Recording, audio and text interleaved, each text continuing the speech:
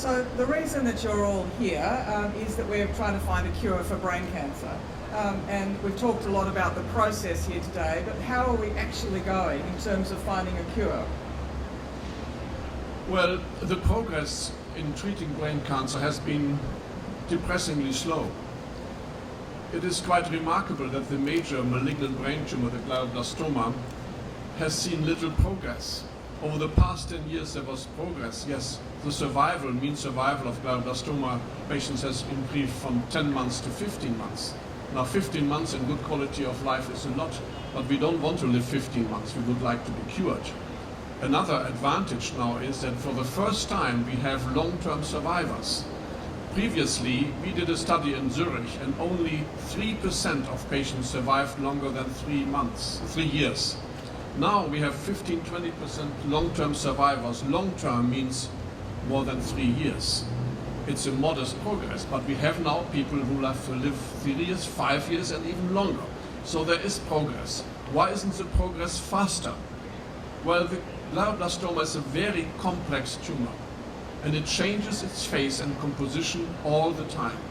The great challenge of the glioblastoma is it changes all the time. It has what the scientists call genomic instability. The genes changes always. There are new mutations in suppressor genes. There are new amplifications in the oncogenes. So the tumor always goes on.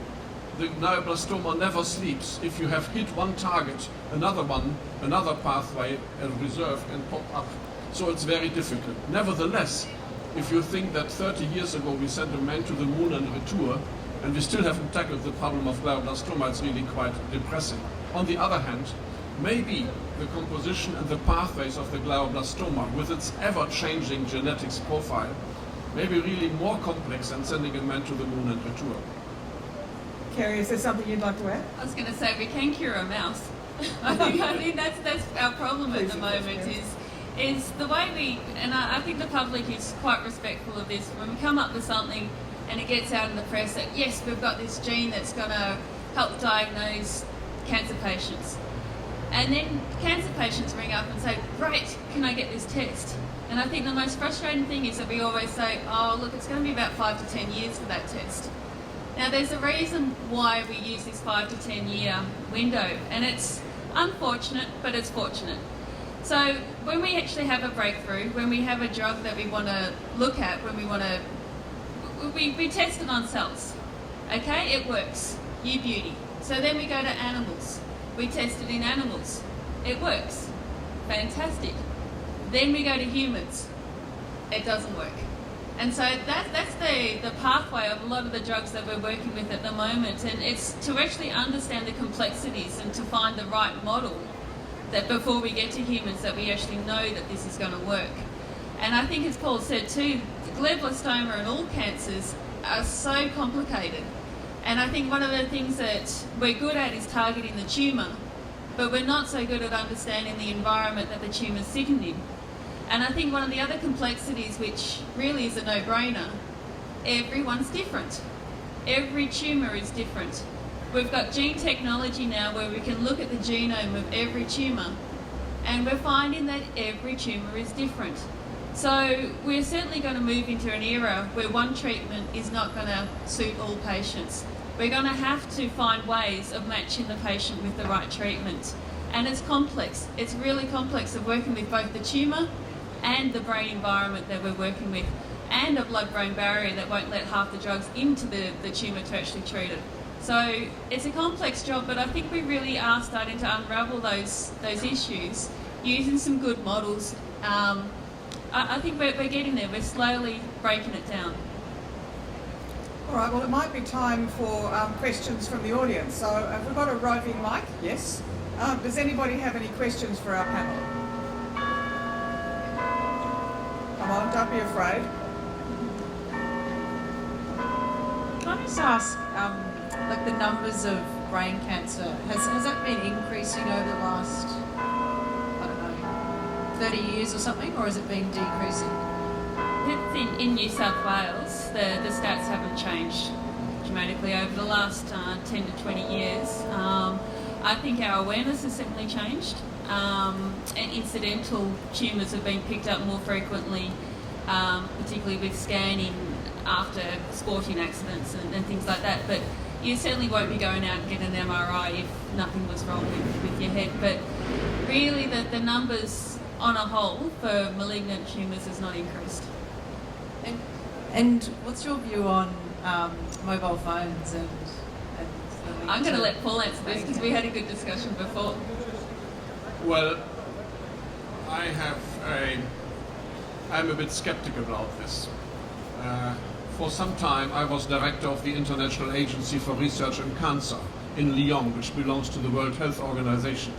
And we started there, during my time, the so-called Interphone study, which looked at mobile phone use and tumors emerging of the parotid glands, brain tumors, meningeal tumors, and so forth. This took a long time. Many countries were involved, including Australia. But the results were ultimately not unequivocal. Eventually, the WHO working group said, potentially carcinogenic, potentially, but there is no real evidence. And we must keep in mind, it is not easy to induce tumor in humans. Just consider a smoker, smokes for 30 years, his lung is black, he can scratch the tar from the walls of his apartment, and still after 30 years, only 1 in 10 gets a lung cancer. So it's not easy to induce tumors. In the brain, the only known cause that we know is therapeutic irradiation. For example, in children with leukemia, they get a radiation of the skull because some tumor cells may kind of hide in the meninges, in the covering of the brain, and are not reached by the chemotherapy, so the children are irradiated. This can occasionally lead to a brain tumor. Very rarely, and that is very much 2,000 rats compared with a mobile phone, is just kind of an unbelievable difference. So my own view is it is biologically not really likely. I think no. Nevertheless, you cannot prove that it doesn't cause brain tumors. That is almost impossible. My own view is the evidence is at maximum circumstantial. I like to sit on the fence with that one because I always worry about kids and mobile phones because it's something that's not tested. It's something that it's not in our generation when mobile phones came out. My generation was 18, 20 plus when our brains developed, our brains matured. Whereas now you see 10-year-olds walking around with their mobile phones to their ears, and that kind of does irk me a little bit. They've got a developing brain, they've got an undeveloped brain, and they're holding a mobile phone. So I just err of caution. Any other questions? Louise?